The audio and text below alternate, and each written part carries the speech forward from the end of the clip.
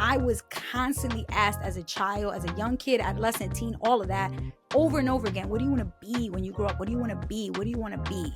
And that's the wrong question. Like, stop putting so much pressure on us to be this thing, to be this profession. Like, that's not what you're gonna be. You are so much more than what you do. So what we should do is just ask students, what do you want to do with your time when you get older? What are the things that interest you? What are the things that compel you? What do you want to do? Today on the Road to Ambition podcast, Ambition Angels CEO Remi sits down with Yanely Espinal, a leading advocate for financial literacy and the author of Mind Your Money.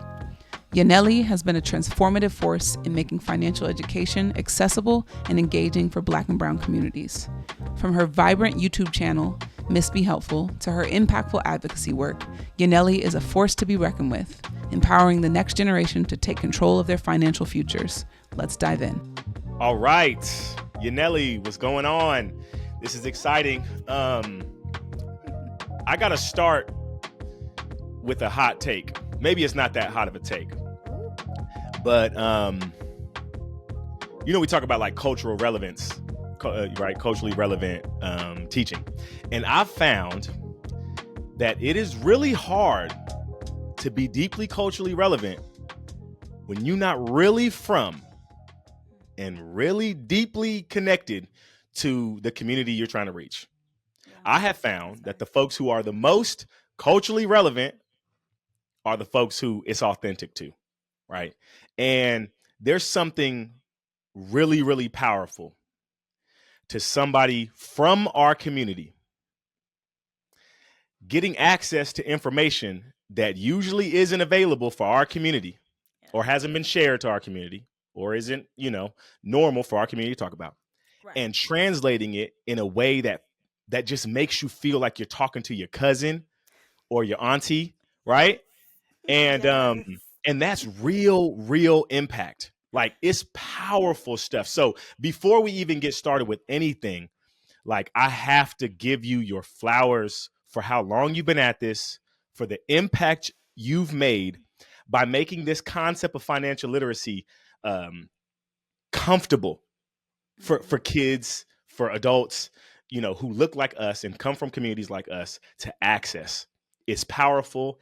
And I want to speak vision into your future that like 500K, millions of folks need to be following Miss Be Helpful. Millions of folks need to be copping the book, Mind Your Money by Yanely Espinal. I am excited to have you on today and to learn from you. And like, your journey is an exciting one. And I think it's stock full of so many gems. And I'm excited to get some of those. So welcome to the Road to Ambition podcast. Oh my goodness. Thank you so much. What an intro. What a welcome. Like, I feel like all my little hairs are standing up. Like, thank you so much. Yes, That's what this is all about. The work is about that representation. And also, I mean, it's just bringing the passion. When you have a natural passion for something, it's almost impossible to wake up every day and ignore it. That's kind of what happened to me. I just couldn't ignore it anymore. I had to bring it to my people. So I love this intro. Thank you so much. Yeah. And and we talked about it before, but you got to just be so, I think about like the impact of your work is not just on the people who watch your video, but the people who teach your video. And you showed me a picture of two, young little Black and brown kids in Vermont reading your book on the last day of school, right? And the teacher just showed you that. She didn't have to, but how many more experiences are there like that across the country of folks being impacted by your content that you don't even know about? So that has to, have you waking up every day with renewed energy and passion and all of that stuff. But before we get to what you're doing right now and what you're learning, I want to start the story at 15-year-old Yanely, right? Like, we're youth developers here. So we look at every adult and picture them as a kid. We think about every kid, picture them as an adult. And so I want you to take me back, paint the picture for our listeners about who you were, what you were experiencing, and what seeds were planted. What experiences did you have that ultimately led to the work that you're doing right now? Yeah. Oh my goodness. All right. Well, 15 years old, I was taking the subway to school every day in New York City. I think the things that were priorities to me at that time were all the things that are so surface level and like really don't truly matter in the large scheme of things, the grand scheme of things in your life. But, the boy I had a crush on, celebrity drama, what shoes people were wearing, what sneakers people were wearing, what Yep. outfit I had on, did I match the shoelaces in my hair to my shirt, to my socks, to my, Yep. like, just the most ridiculous, superficial things. But when I was 15, that's what mattered. Like, my whole world was about social dynamics, like who considered me cool, who did I consider cool, who was popular, who liked me, who did I like, who didn't like me, and who did not like. And it's so interesting how that's like the most heightened that I think ever. So that social aspect of your life ever is probably in your teenage years. And so you're trying to also at the same time figure out who you are. And I was trying to figure out who am I, like what matters to me, what kind of clique do I want to be part of, who do I want to be friends with, and that just mattered so much to me at that time. It matters nothing to me now, but at that time, that's really what I cared about. And I had a little job. I would go after school and work. I worked at an architecture firm in Manhattan. And then I would take the subway back home into Brooklyn. And, the cool thing was I went to a school that was split between academics and art. So you had to figure out what was your passion before you got there. If it was dance, if it was singing, if it was drama, if it was instrumental music. They even have technical theater. The tech kids are like in the basement building the stage design for the drama students to perform in the next like show, Fire. right? I mean, so fire. And so for me, I've always been around kids that are like big personalities, big performers, dancers, drama majors, actors. Like these are my friends. Now I was a visual art major, so I was around a lot of the quiet kids, right, who like kind of want to put their headphones on and just draw, illustrate, play with clay and things like that. But I wasn't quiet. So I hung out with all the performers and I took classes with all the quiet students. So I kind of got a little bit of the best of both worlds in terms of like being able to get energy from all kinds of people. And also the second half of your day when you're done with art is academics. So I was taking all the AP classes. I was taking, statistics, calculus, AB. I did all those classes. So I really feel like I got that super high energy, raw, real New York kids around me all the time, while also getting access to an environment where I was expected to perform on a high level academically. And I feel like in New York City, it's very rare to strike that balance. But I was very lucky, I think, to have that opportunity and that environment around me. That's so cool. I mean, I think about like high school experiences like that, where there's a strong connection between what you're learning and a potential career. Yes. Like it kind of, kids say like, when is this going to be relevant? Like folks weren't saying that in your school, right? Like it was very relevant. And so it almost implants in you what you learn matters to real life, where a lot of kids outside of that situation don't necessarily see high school like that, see learning like that. So it sounds like you kind of had that embedded in you from a really young age. Oh, yeah, definitely. We had there was a requirement at my high school that you had to go, depending on what your major was, you had to go and experience art in New York City. So if you were an art major like me, you had to go to a museum and you had to write up a report about your visit to the museum at least twice a year. If you were a drama major, you had to go on Broadway. You had to go see Broadway shows. You had to go at least once a year, go see a Broadway show and come back, right? So that it was kind of like built into our education that like New York City is your school, right? Like not these four walls, this high school. This is just like a step on the road to then really be in New York City as your school, which is amazing. And I graduated and I see some of my friends now who like are on Broadway. So some of the students that were in the same grade year as me are like original cast in Hamilton, American Idol top 3. Headlining some of the top movies right now. And I'm like, wow, like I went to school with these people. Like this is amazing. And they went to school with you. And they went to school with me, right? And so it's this idea of like from a young age, you're being taught to think big picture, big beyond these 4 years, like what's going to happen in your life. Now, I'm not going to lie, I didn't tap into that as early as I wish I had, because I didn't start thinking big like that till probably senior year when it was like real that college was coming up around the corner. And that was when it kind of got real for me. But the first 3 years, I was doing a little bit more goofing off than I should have. Sure. We'll talk about that a little bit. I mean, it's cool to see. I think it's really powerful for folks to tell their story, and for that story sometimes to be, hey, I was goofing off. I didn't necessarily know. I didn't tap in. But yet you still ended up where you're at. And so there's hope if you have kids out there and teens out there who may not know what they're doing yet, may be struggling, et cetera. there's still a path forward. And so there's excitement there. But reflect back, like, what do you feel like, might have been missing? What was something maybe you needed but didn't get at that time? I have to say mentorship. I just, these days, I look back and I'm like, everybody around me was my age. Like, I didn't talk to anyone who was just a little wiser, a little further ahead in life than me, that could Yep. kind of, hey, go like, this is what's coming up in life, right? Like, let me give you, some tips, some words of Yep. wisdom, some advice. Like, let me Yep. reach back. Besides my teachers, at my parents and my siblings, who, like, to be honest, your teachers and your family, they kind of, you don't really listen to them, right? Like, when Yep. you're 15, 14, 16, you, for the most part, you don't really know what I'm going through. You don't understand, Yep. right? To Yep. those people, that's the mindset that you have. And so mentors are in this unique role where they come from outside. They're not your family. They're not your teacher. There's no professional or familial bond that makes you feel like they're forced to be there. No, they're there because they want to be there. They're there because they believe in you, because they see something in you. And I feel like I just needed more of that.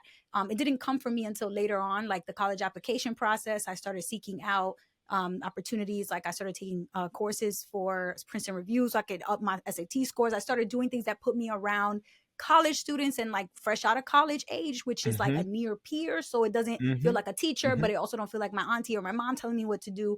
That's when I really started to think differently about my life, because I started listening to these women who were, maybe 10 years older than me rather than 30. And that made a big difference in the shift of my mindset. Yeah. So talk about some of those folks, right? Like, so there was obviously a lack, right, of mentorship, and especially probably early on in those freshman, sophomore, junior year. But then you start to get that. Like, highlight some of those folks who came along. We call them ambition angels, people who angel invest in your ambition because they believe there's long-term potential in it, right? So who did that? What did that look like? What did that do for you? Yeah, well, I can name one off the bat. Madeline Diaz. She was the education coordinator at the Smithsonian Design Museum in Uptown Manhattan on the Upper West Side. I would go there because I was doing an internship program. And again, like, I didn't really want to go do all these things, but I was at a school that was like, it was required. You had to go out into the city and do these things. And so through the art department, they had internship programs for art students. That's one of my internships, was at the architecture firm, where I actually ended up getting a paid job. But in this case, I had to sign up for a summer internship program, and it was a design build program. So the students who designed through that program had a competition at the end of it, where you got to design a t-shirt.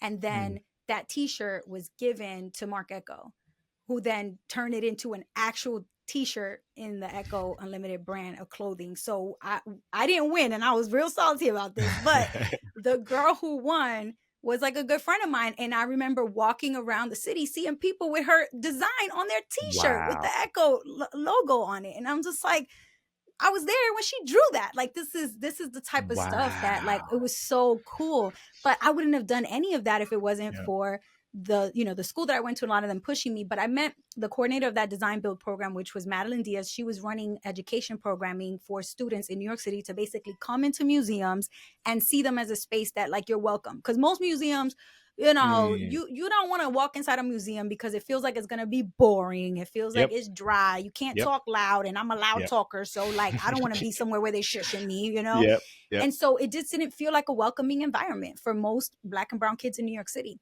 So Yep. this was an initiative where they had educational programming, like tours and like musical events, live bands. Like, they had ice cream socials inside the museum to bring Black and brown kids into the Wow. museum and say, hey, listen, I Love know that. it doesn't really feel like a space that's for you, but it could be, come in and try it out. And Wow. she was an alumnus of Brown University. So I had never heard of Brown University. I was like between my junior and senior year, and she started talking to me. Hey, about college. What are you thinking? What are you doing? You're very talented. You're very ambitious. I feel like you should be applying to really good schools like Harvard. And I was like, Harvard? Like, I can't go to Harvard. My mom would never let me leave New York. And she was like, okay, first of all, you're leaving New York. Unless you go to Columbia, then you can stay in New York. But if you don't, you're leaving New York City. And so she just started talking to me these ideas that she believed so much in me. And she was like, I went to Brown, and she also grew up in Washington Heights. So she was like, listen, I'm from New York too. Like, I'm from Brooklyn. She's from the Heights. So there was a connection there. And she just started saying, listen, there's no excuse in the book for why you should feel like you can't do this. And she helped me create like a portfolio. She helped me with the process of like meeting people that she took me to Brown, right? Like on a bus, and helped me like do a little tour there. She introduced me to a bunch of people. And then it was like being on campus there was how I actually had that moment where I felt chills, and I was like, I could be here. Like, I could be here for 4 years, and let alone a year and a half later, I applied to college and got a full scholarship to Brown. So fire. I mean, what stuck out right there is just thinking about the fact that here's this museum designing a program to bring students in who often would not feel comfortable there. And so fast forward, some years, and now you're doing the same exact thing, right? Like designing program. That's just cool that think about all of the different inputs that happen along the way, that when it all comes together, right? Here's a product. And so let's fast forward into the now. I mean, you are one of the faces now of financial literacy for financial literacy, first of all, in a general sense, and definitely for Black and brown folks to access it, and teens especially. Mm-hmm. How did you start thinking about financial literacy? Like, why did that be, right? You're talking about the arts, and somewhere along the line, I mean, the financial world is not the arts. You know what I mean? You've made it somewhat the arts, but like, talk a little bit about what prompted that. Yeah, it's funny. I feel like with art and a lot of these courses that you end up taking because you really want to, when I was in high school, I took fashion design, I took illustration, I took children's book illustration, I took like human anatomy, or like draw naked people. I was 16 years old, standing in an art studio drawing a naked person. Like, how many kids get to do that? And especially in New York City, right? So it was this experience where it was really interesting, and I was drawn to these things because it's naturally intriguing. Finance was the opposite. It was not naturally intriguing to me, and there was nothing that made me think that finance was interesting at all. I mean, I knew that I wanted to have some money, but to me, that didn't connect to finance or markets or anything like that. For me, it was just like, go work a job, go work two jobs. You want more money? Get 3 jobs. Like that. Yes. To me, it was just like, you work, you get the paycheck. That's how you get your money. But unfortunately, I was forced to get into the world of financial literacy because in college, I took out way too many credit cards. I got into a lot of credit card debt, and I never saw an adult in my life use a credit card in a way that like taught me what credit cards were, or like why it might be a good idea and how to avoid credit card traps. Like I just never saw it modeled. So my parents didn't have bank accounts. They don't have debit cards, checking accounts. They didn't have any of that. Now, I helped my parents open their very first checking accounts a couple years ago, right before COVID, when my dad retired. And they, in order to claim their Social Security benefits, a lot of people don't know this, used to be back in the day where they would mail you a Social Security check in the mail. They don't do that anymore. The only way you can claim your Social Security benefits is electronically. Right. So they have to ACH deposit it into a bank account. So if you don't have a bank account, you can't claim your benefits. Like, it's wild. Right. So I had to help my parents create their accounts so that they could digitally transfer their Social Security benefits into their accounts. And so I basically went off to college and knew right away, okay, I'm gonna need some money because these textbooks looking like they're expensive, a laptop that I don't have costs money, buying clothes, shoes, hanging out, getting pizza late at night, beer, whatever else you want in college. It costs money, right? So I got a job on campus, minimum wage. It really wasn't cutting it. We're talking about maybe $200 every check or something like that. That will cover one textbook for one class. And I'm taking 5 classes with like multiple books per class. So, and let alone, I was taking art classes as well. And sometimes one semester of art, you have a list of art supplies that you have to go to the art store and buy that can run you easily $2,000 to $3,000 just one semester art supplies. Wow. Oh, I wasn't ready for that. I thought you were going to say 200 or 300. Okay. Because between the canvas, between the paints, between the brushes, between the, like, if you're taking carving classes, the carving knives, these Japanese carving knives with, you have to get linoleum rolls. I mean, these materials are expensive. So it was a rude awakening to me. Like, how am I supposed to pay for all this stuff? And I was very grateful for my scholarship. Don't get me wrong. They covered my tuition. They covered my dorm room. They covered a lot of other things, but it didn't give me any money for the day to day. So I ended up going to I was just walking across campus. They had like a tent set up. Back in the day, they used to really solicit, on campuses with credit cards. They can't do that anymore. That's now illegal. But back then they got me. So I signed up for a credit card right there on campus, and I maxed it out within a couple weeks, got a second one, maxed it out, and I'm making minimum payments towards my credit cards. So 4 years of maxing out cards and making your minimum payments, you already know I graduated with $20,000 across 4 different credit cards. And my credit score was shot. Like, my credit score was so bad. I ended up trying to get an apartment a couple years after I graduated, and I couldn't get approved for an apartment because my credit score was so bad. So I had to rely on some of my girlfriends, their credit, and then get them as roommates. But the point is, I sat down one day in my room and I was crying because I graduated college, one of the best prestigious universities in the country. I got a great job when a lot of my friends couldn't get work because it was a couple years after the Great Recession. Like, who's getting a job? I got a good job. I started working. I'm getting my check every 2 weeks. I considered myself lucky. And yet I still couldn't make ends meet. Like, I couldn't pay my bills, help my family, get food, get transportation, get all the things I needed to do and be comfortable. I was always running out of money. And so I just sat down. I just cried. I remember just crying, like had a headache. Like, how am I in this situation? It doesn't make sense. Wow. And so I opened up my credit card statement in my email, the PDF document, opened it up, started scrolling through it. And I got serious for the first time at like really assessing like what is actually going on with my money situation. And that's where I added all up the debt across all the cards. And I saw the interest rates were so extremely high. We're talking like 27, 28, 29% interest across my cards. And then I said, okay, so clearly I have a problem because the fact that I didn't realize it was this bad means I'm a shopaholic and like not paying attention to my spending. And then B is I need to solve this now, because if I don't fix it, it's A, only going to get worse. And B, no one is going to come fix it for me. Like, nobody out there is going to come save me. So it just like, it was just like a moment where the switch went off and I was like, okay, like I'm gonna have to fix this. Like, and I just have to figure it out. I don't have a choice. And I just started watching videos and reading books and listening to podcasts. And that was my entry point into financial literacy. That's so powerful. I mean, well, first of all, it's universal. And you're not the only one having graduated from a top university in a well-paying job and still feeling broke. Right. You are not the only one. And something in you, right, was stirred to not just fix it for yourself, but to say, I need to make sure my people know about this. Yes. And I really need to make sure that they're taught that early before they get in this situation.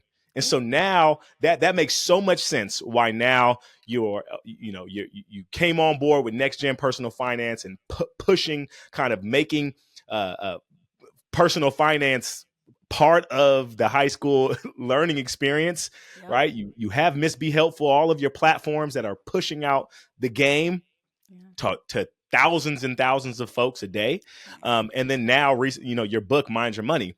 And so can you talk about, like, I want to dive in because you are in an interesting position of both a content creator, so teacher, right?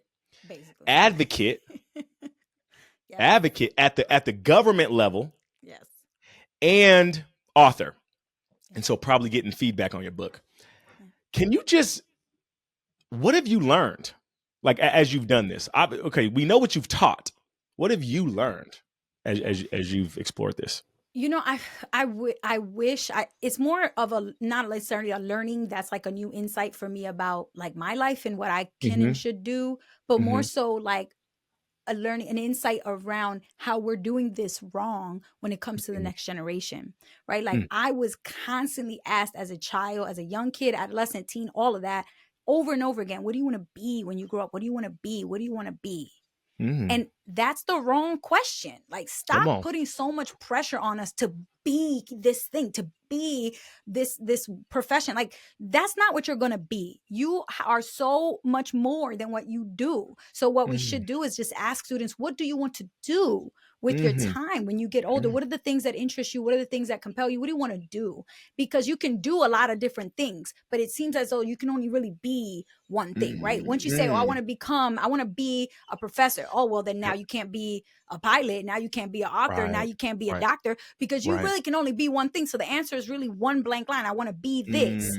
But that's wrong. It's so wrong, because now I have my hand in all these projects, and I feel like I've always been that way. Like when I was in college, people always used to tell me, girl, you're doing the most. You always in everything. Like I was planning events for Caribbean Heritage Month. I was on the step team, and I was the captain of the step team. I was, I was doing everything. I was the dance troupe, the Latin dance troupe. I worked at the dean's office to plan events. I worked at the residential leadership office. So I was an RA. Like I was doing all these things, and I was working. Like people saw me doing everything, and they're like, dang, girl, you really are in everything. But that was how I thrived. Like I just was always doing things that I like to do. And now I feel like it's the same way. And it took me a while to get here. I'm not gonna lie, because when I was a teacher, pretty much had no time outside of teaching to do anything. I was just literally, it was my 30 kids and that's it.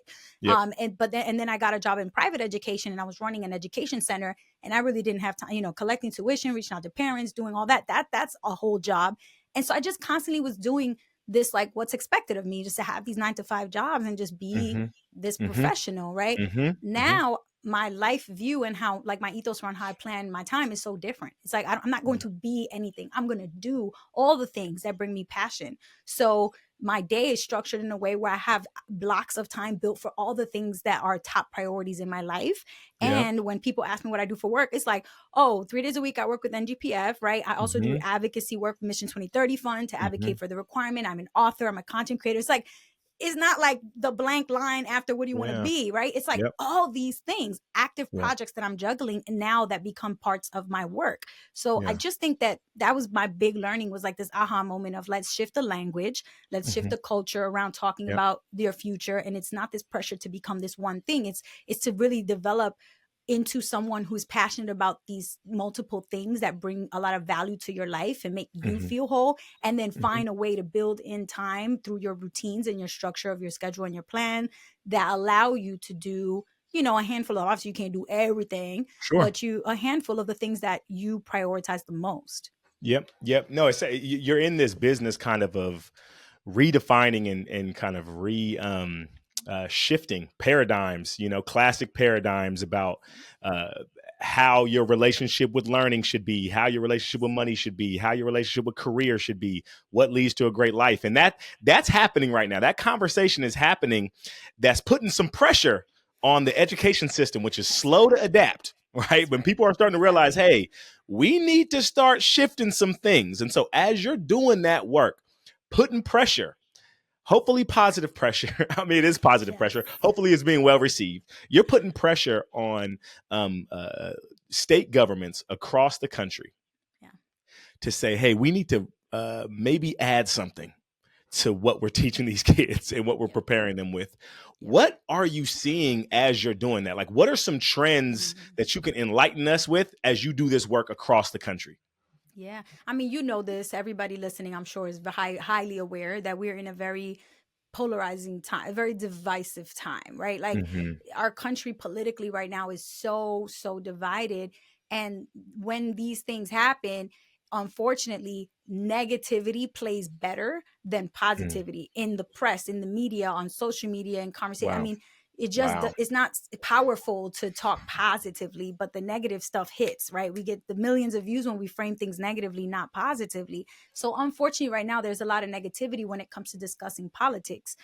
However, the beautiful thing about the work I get to do in politics is to push politicians to require financial literacy as a standalone class for high school graduation. So just like you have to take algebra, just like you have to take biology, you have to take financial literacy for a full semester. And when I first started doing this work in 2018, there were only 5 states that had this requirement. And today in 2024, there are 25 states that have this requirement. Like, that is wild. I don't know how you give a round of applause on a podcast, but you know what I'm saying?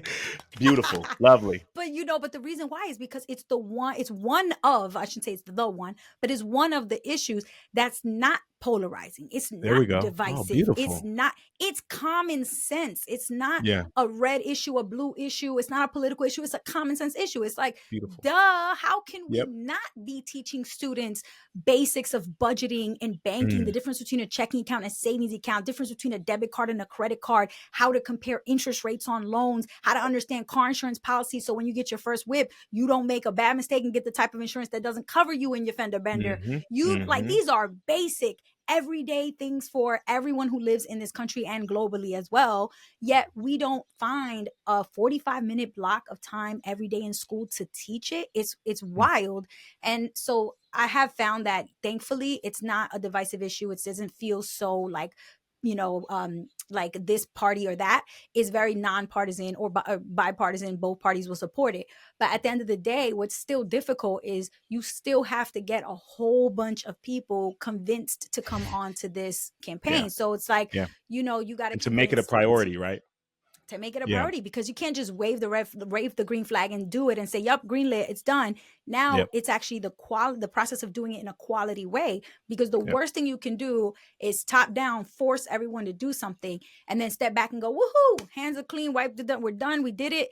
And 5, 7, 10 years down the line, they look at the data and go, this didn't do anything. It didn't help anybody. It didn't improve metrics. It didn't, so what's going to happen? They're going to repeal it. They're going to undo it. So unless you do it in a way that is actually a high quality rollout, it's not going to show positive change. So it's really important right now in my work to not only show lawmakers and stakeholders, education leadership, whoever, everybody who wants to hear this, that this is so important and why the data shows it matters, but more so the stories of the lives that are being changed because of this course. Like, this information changed my life, literally transformed the entire trajectory of my life.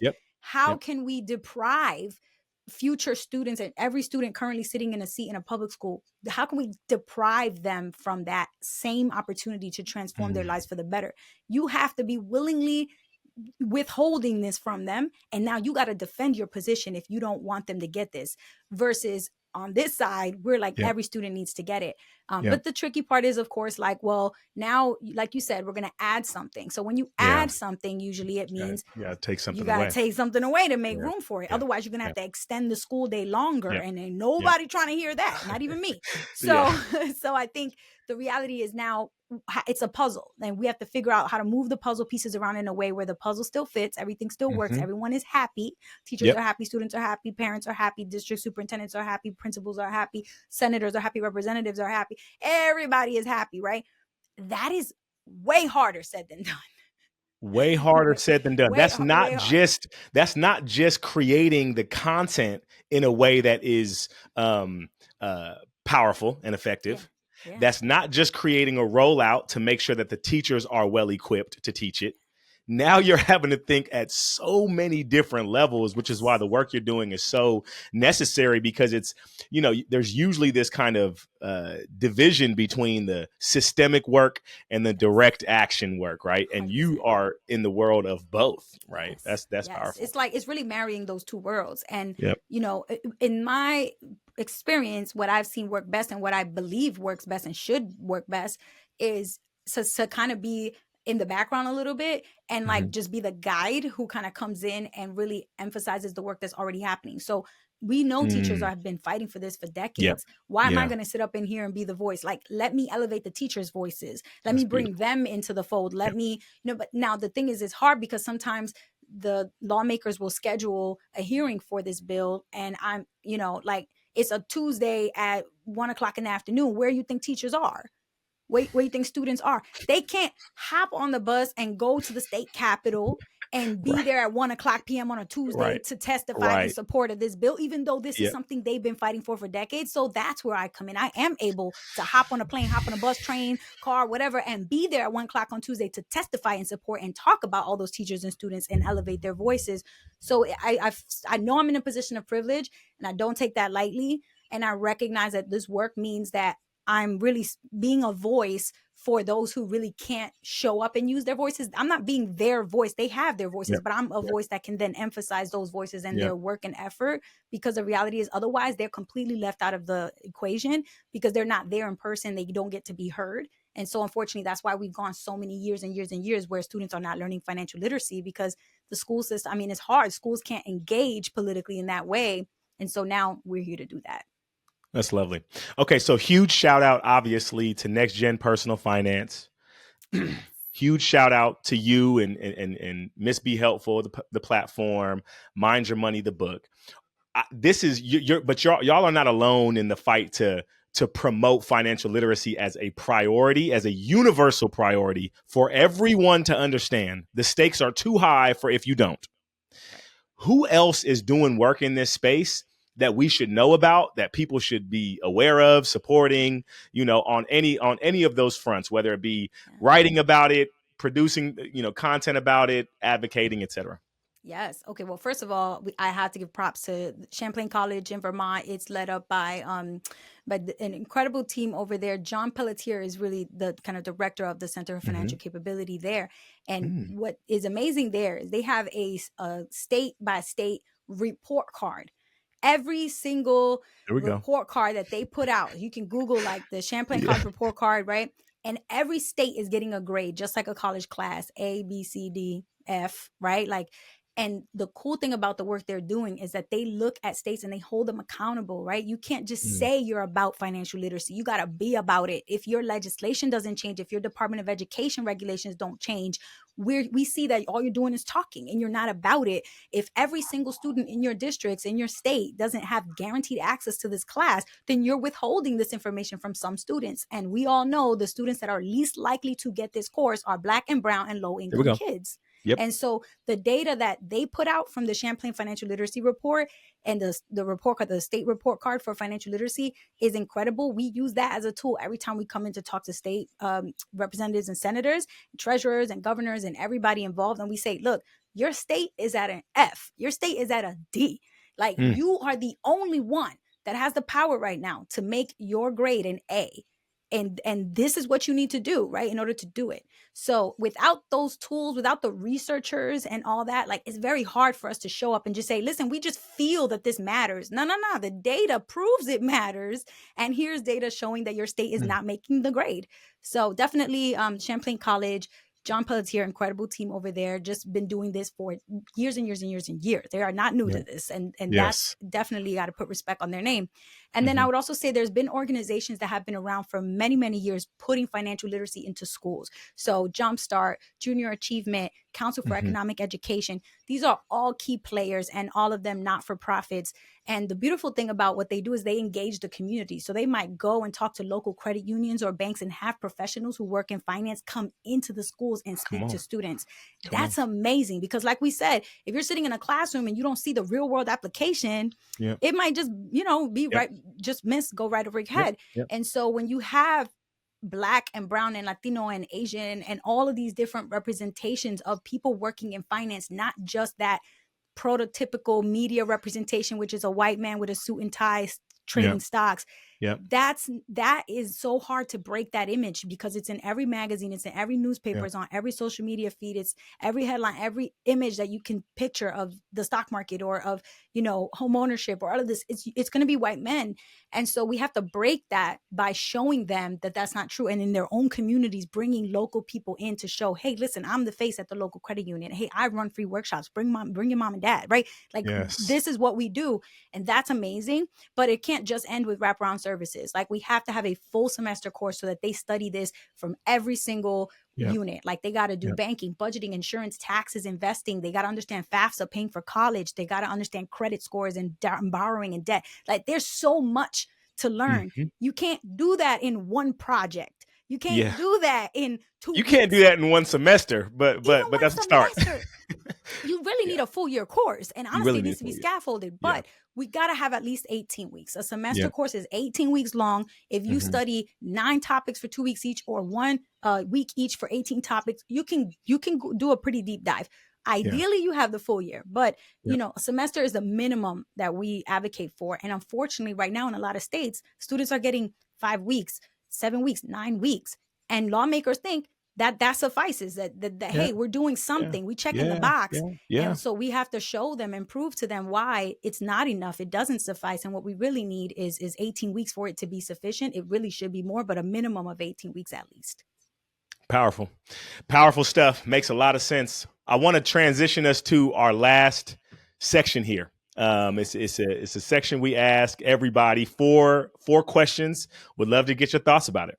All right. We'll start on the first one. If you could choose one critical life skill that every teen should master to be successful as adults, what would you say it is?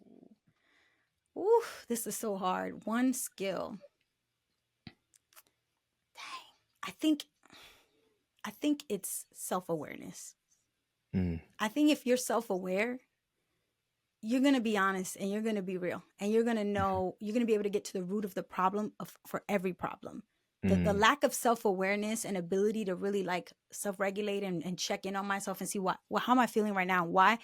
It's such a difficult thing for you to be able to overcome anything, social problems, relationship issues, academic problems, lack of achievement. I mean, it's all rooted in like, are you really in tune with what's your reality, what's happening and what you're doing? And do your words match your actions?